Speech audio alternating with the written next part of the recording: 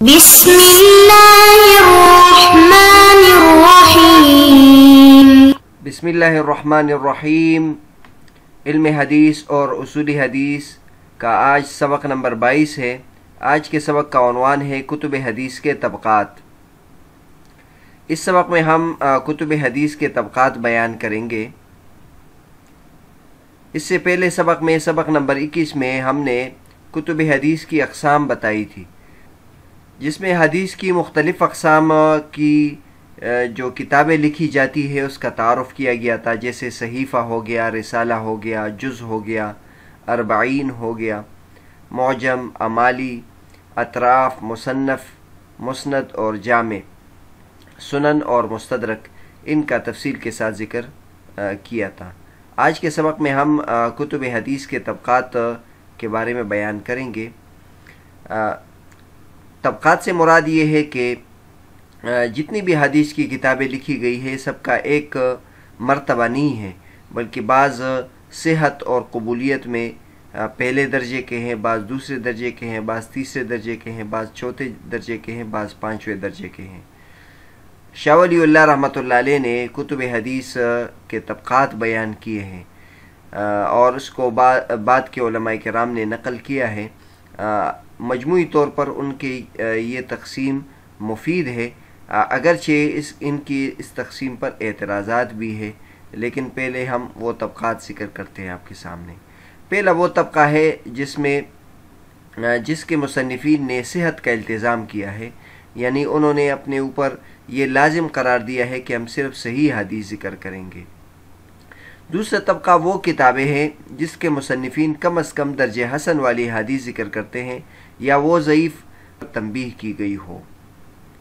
تیسرا طبقہ وہ کتابیں ہیں جس میں ہر طرح کی حدیث ہو، صحیح، حسن، ضعیف، منکر اور موضوع۔ چوتھا طبقہ وہ کتابیں ہیں جس میں اکثر احادیث ضعیف ہو۔ پانچواں طبقہ وہ کتابیں ہیں جو موضوع احادیث پر لکھی گئی ہو۔ چنانچہ ڈاکٹر خالد علوی صاحب اپنی کتاب میں فرماتے ہیں طبقات کتب حدیث، شاہ ولی اللہ رحمۃ اللہ علیہ نے اتحاف النبیہ میں کتب حدیث کے طبقات بیان کیے ہیں۔ شاہ عبدالعزیز رحمۃ اللہ علیہ اور نواب صدیق حسن خان نے ان کو شاہ ولی اللہ رحمۃ اللہ علیہ کے حوالے سے بیان کیا ہے۔ شاہ ولی اللہ رحمۃ اللہ علیہ نے کتب حدیث کے جو طبقات بیان کیے ہیں ہم انہیں ادنا سے تصرف کے ساتھ بیان کرتے ہیں۔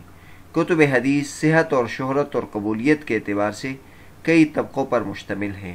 نمبر 1، صحت سے مراد یہ ہے کہ مؤلف کتاب نے اس بات کی پابندی کی ہو کہ وہ صحیح یا حسن حدیثوں کے سوا اور کوئی حدیث اس میں درج نہیں کرے گا، اور اگر اس میں کوئی ایسی حدیث درج کرے تو اس کے ساتھ ضعف و غرابت اور علت و شذوذ کو بھی بتا دے تو کوئی حرج نہیں۔ نمبر 2، شہرت سے مراد یہ ہے کہ محدثین کی جماعت یکے بعد دیگرے ہر دور میں اس کتاب کے ساتھ بطریق روایت، ضبط مشکل اور تخریج حدیث میں مشغول رہی ہو، تاکہ اس کی کوئی چیز بیان ہوئے بغیر نہ رہ گئی ہو۔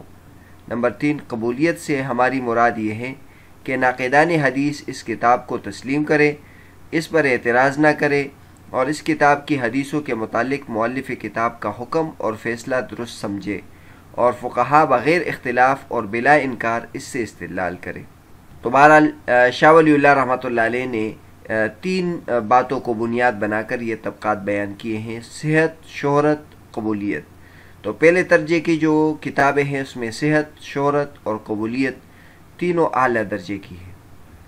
اب ہم تفصیل کے ساتھ ہر طبقے کو بیان کرتے ہیں اور اس میں جو مندرج کتابیں ہیں اس کو بیان کرتے ہیں۔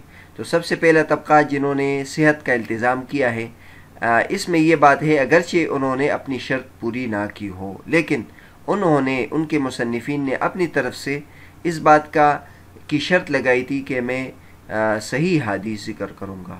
اس میں جو کتابیں شامل ہیں وہ صحیح بخاری ہے، صحیح مسلم ہے، اسی طرح موطا امام مالک ہے، مستدرک حاکم ہے، صحیح ابن حبان ہے، صحیح ابن خزیمہ ہے، منتقى ابن جارود ہے، منتقى قاسم بن اصبغ ہے، اور المختارہ لضیاء المقدسی ہے، صحیح ابن سکن ہے، صحیح ابن عوانہ ہے۔ تو یہ 11 کتابیں ایسی ہیں جس کے مصنفین نے اس بات کا التزام کیا ہے کہ ہم صرف حدیث ذکر کریں گے۔ اگرچہ علماء کرام نے فرمایا ہے کہ ان میں سے اکثر مصنفین نے عملی طور پر اس شرط کو برقرار نہیں رکھا، سوائے صحیحین کے امام بخاری اور امام مسلم کے۔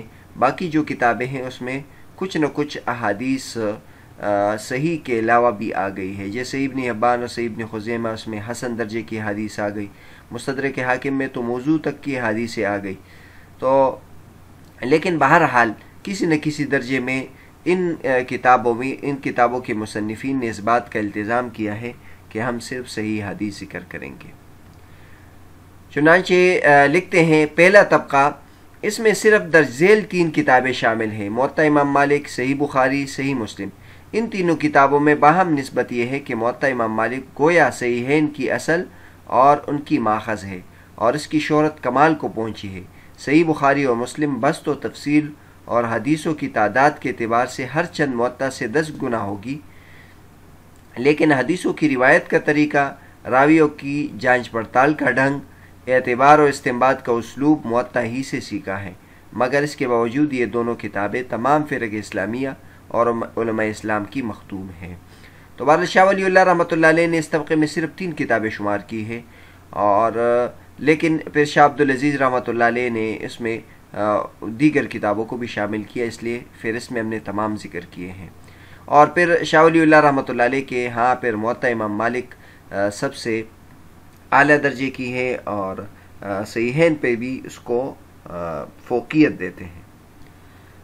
دوسرا طبقہ وہ کتابیں جس کے مصنفین کم از کم درجہ حسن والی حدیث ذکر کرتے ہیں یا وہ ضعیف حدیث ذکر کرتے ہیں جس پر تنبیہ کی گئی ہو۔ اس میں شاہ ولی اللہ رحمۃ اللہ علیہ نے سنن نسائی، سنن ابو داود اور جامع ترمذی کو شمار کیا ہے۔ انہوں نے اس میں 3 کتابوں کو شمار کیا، سنن نسائی، سنن ابو داود، جامع ترمذی۔ لیکن شاہ عبدالعزیز رحمۃ اللہ علیہ اور بعد کے علماء نے اس میں سنن دارمی اور مسند احمد کو بھی شامل کیا ہے۔ چنانچہ فرماتے ہیں دوسرا طبقہ، اس طبقے میں حدیث کی وہ تمام کتابیں داخل ہیں جن کی حدیثیں ان 3 صفتوں صحت، شہرت اور قبولیت میں صحیح بخاری اور صحیح مسلم کے درجے کو نہ پہنچ سکی، لیکن مذکورہ بالا صفات میں وہ ان کے قریب ہوں، جیسے جامع ترمذی، سنن ابو داود اور سنن نسائی۔ ان کے مؤلفین کا وثوق، عدالت، حفظ و ضبط اور فنون حدیث میں تبحر مشہور ہے۔ ان کے مؤلفین نے ان کتابوں میں تساہل اور تسامح کو ہرگز روا نہیں رکھا، اور جہاں تک ہو سکا انہوں نے حدیث کی حالت اور علت بیان کر دی ہے۔ اس لیے علماء اسلام میں انہیں شہرت حاصل ہے اور ان 6 کتابوں کو صحیح ستہ کہتے ہیں۔ شاہ عبدالعزیز رحمۃ اللہ علیہ کے نزدیک مسند احمد دوسرے طبقے میں داخل ہے، اور وہی صحیح حدیث کو سقیم سے پہچاننے میں اصل اور مدار کی حیثیت رکھتی ہے، اور اسی سے معلوم ہوتا ہے کہ کس حدیث کی اصل ہے اور کس کی نہیں۔ اگرچہ مسند میں ضعیف حدیثیں بہت ہیں، تاہم وہ ان سے بہتر ہے جن کی متاخرین نے تصحیح کی ہے۔ اسی طرح سنن ابن ماجہ کی بھی اگرچہ بعض حدیثیں نہایت ضعیف ہے، مگر اس کو بھی اسی طبقے میں شمار کیا جا سکتا ہے۔ ابن حزم رحمۃ اللہ علیہ نے مسند ابن راہوی کو بھی دوسرے طبقے میں شمار کیا ہے۔ تیسرا طبقہ وہ ہے جس میں ہر طرح کی حدیث ہو، یعنی صحیح، حسن، ضعیف، منکر اور موضوع۔ اس میں جو کتابیں شمار کی گئی ہے، سنن ابن ماجہ، سنن دارقطنی، سنن کبریٰ بیہقی، مصنف عبدالرزاق، مصنف ابن ابی شیبہ، مسند طیالسی، مسند حمیدی، معاجم طبرانی۔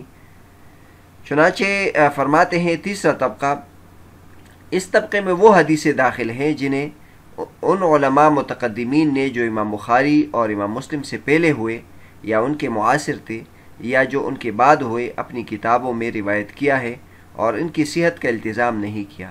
ان کی یہ کتابیں شہرت اور قبولیت میں طبقہ اولیٰ اور ثانیہ تک نہیں پہنچ سکی ہے، اگرچہ ان کتابوں کے مؤلفین علوم حدیث میں ماہر اور ثقہ اور ضبط و عدالت کی صفات سے متصف تھے۔ ان کتابوں میں صحیح، حسن، ضعیف حدیثیں ہی نہیں، ایسی حدیثیں بھی موجود ہیں جن پر موضوع ہونے کا اتہام ہو، اور ان کتابوں کی حدیثوں کی اکثر راوی عدالت کی صفت سے متصف ہو، بعض مستور الحال ہے اور بعض مجہول ہے، اور اکثر حدیثیں ایسی ہیں جو فقہا کے نزدیک معمول بھی ہی نہیں بلکہ اجماع امت کا عمل ان کے خلاف ہے۔ ان کتابوں میں بھی باہم فرق مراتب ہے، بعض کتابیں بعض سے قوی تر ہے، جیسے انہوں نے بعض دیگر کتابوں کے نام بھی لیے، جیسے مسند شافعی، سنن ابن ماجہ، مسند دارمی، مسند عبد بن حمید، مسند ابو داود طیالسی، مصنف عبد الرزاق، مصنف ابو بکر ابن ابی شیبہ۔ اس کے علاوہ بعض کتابیں بھی اس میں شامل کی گئی ہے، یہ بطور مثال ہے۔ اس کے بعد چوتھا طبقہ جس میں اکثر احادیث ضعیف ہو، وہ کتابیں جس میں اکثر احادیث ضعیف ہو، اس میں شمار کیا ہے نوادر الاصول حکیم ترمذی کی۔ ایک امام ترمذی ہے جس کی سنن ترمذی مشہور ہے، لیکن ایک حکیم ترمذی ان کی کتاب نوادر الاصول ہے، اس میں اکثر اور بیشتر احادیث ضعیف ہے۔ الکامل لابن عدی ہے، بنیادی طور پر یہ مجروحین راویوں کے بارے میں ہے اور اس ضمن میں ان کی احادیث بھی ذکر کی ہے۔ اسی طرح کتاب الضعفاء للعقیلی ہے، مسند الفردوس ہے، اور اسی طرح تاریخ الخلفاء للسیوطی ہے، تاریخ دمشق ابن عساکر ہے، تاریخ بغداد خطیب بغدادی رحمۃ اللہ علیہ کی ہے۔ چنانچہ فرماتے ہیں چوتھا طبقہ، اس طبقے میں وہ حدیثیں داخل ہے جن کا قرون اولیٰ یعنی دور صحابہ اور تابعین میں نام و نشان تک نہیں ملتا، مگر تمام متاخرین علماء نے ان حدیثوں کو نقل کیا ہے۔ ان کے متعلق دو ہی صورتیں ممکن ہیں، یا تو سلف صالحین نے ان کی چھانبین کی ہے اور انہیں ان کی کوئی اصل نہیں ملی کہ وہ ان کو روایت کرتے، یا ان کی اصل تو پائی مگر ان میں علت اور قباحت دیکھ کر روایت سے گریز کیا۔ بہرحال دونوں صورتوں میں ان حدیثوں پر سے اعتماد اٹھ گیا اور وہ اس قابل نہیں رہی کہ کسی عقیدے یا عمل کے ثبوت کے لیے انہیں دلیل بنایا جائے۔ اس قسم کی حدیث کی کتابیں بہت ہیں، جن میں سے چند کے نام درج ذیل ہیں اور ہم نے آپ کے سامنے وہ نام ذکر کیے۔ کتب حدیث کا پانچواں طبقہ، اس میں وہ کتابیں ہیں جو موضوع حدیث پر لکھی گئی ہو، جیسے موضوعات ابن الجوزی اور موضوعات سغانی اور اللعلی المصنوعہ علامہ سیوطی رحمۃ اللہ علیہ کی۔ یہ وہ حدیث ہے جو موضوع اور من گڑت حدیثوں اور مکذوب حدیث کے بارے میں لکھی گئی ہے۔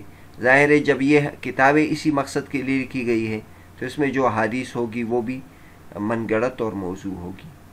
چنانچہ لکھتے ہیں پانچواں طبقہ ان کتب پر مشتمل ہے جو موضوعات کے تذکرے میں لکھی گئی ہے، جیسے موضوعات کبریٰ ابن الجوزی یا الموضوعات للسغانی یا اللعلی المصنوعہ للسیوطی۔ ان کے بارے میں ظاہر یہی ہے کہ یہ موضوعات کے مجموعے ہیں۔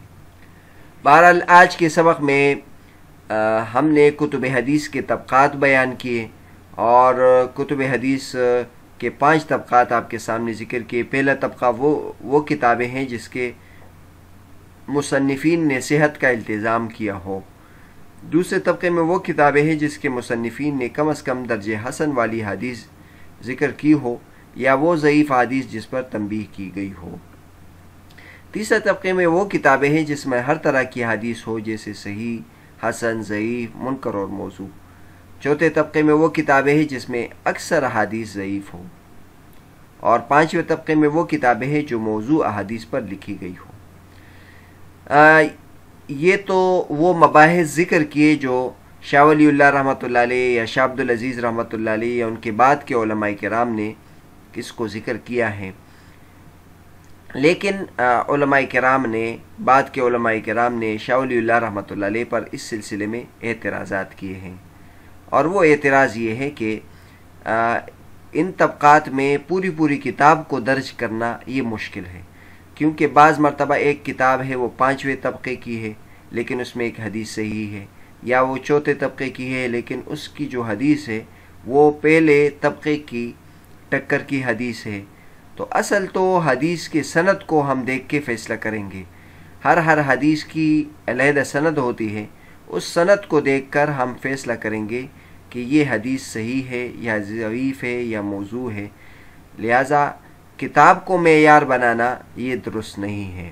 لیکن شاہ ولی اللہ رحمۃ اللہ علیہ کا جو عہد تھا وہ چونکہ بہت متاخرین کا تھا، اور ان کے زمانے میں جو اہل علم تھے وہ عام طور پر ان کو سند کے بارے میں علم نہیں تھا، لہذا شاہ ولی اللہ رحمۃ اللہ علیہ نے ان کے آسانی کے لیے کتاب کو معیار بنایا کہ کم از کم کتاب کے ذریعے سے وہ حدیث کو پہچان سکتے ہیں۔ تو اس اعتبار سے تو شاہ ولی اللہ رحمۃ اللہ کی تقسیم درست ہے، لیکن علمی اور تحقیقی اعتبار سے شاہ ولی اللہ رحمۃ اللہ کی یہ تقسیم اس سے غلط فہمیاں پیدا ہو سکتی ہے۔ ضروری نہیں ہے کہ جو کتاب دوسرے طبقے میں ہو اس میں صحیح حدیث نہ ہو، بلکہ اس میں بھی بعض ایسی حدیث ہوتی ہے، بلکہ بہت زیادہ ایسی حدیث ہے جو صحیح ہیں کے مقابل ہے۔ لہٰذا معیار کتاب کو نہیں بنانا چاہیے، بلکہ معیار سند کو بنانا چاہیے۔ دوسرا جو اعتراض اس پہ کیا گیا ہے وہ ان طبقات پہ کتابوں کی تقسیم ہے کہ پہلے طبقے میں ان کتابوں کو رکھا گیا ہے، دوسرے طبقے میں ان کتابوں کو رکھا گیا ہے، جبکہ دیگر جو کتابیں ہیں یعنی تیسرے طبقے کی کتابیں ہیں وہ بھی دوسرے طبقے میں شمار ہونی چاہیے۔ اس قسم کے اعتراضات بھی اس پہ ہوئے ہیں۔ تو بہرحال یہ طبقات سے متعلق مباحث تھے۔ اگلے سبق میں ہم سیاح ستہ کا تعارف کرائیں گے۔ سیاح ستہ کا تعارف اگرچہ اجمالی طور پر پہلے ہو چکا، لیکن تفصیل کے ساتھ ان کا تعارف کرائیں گے انشاءاللہ۔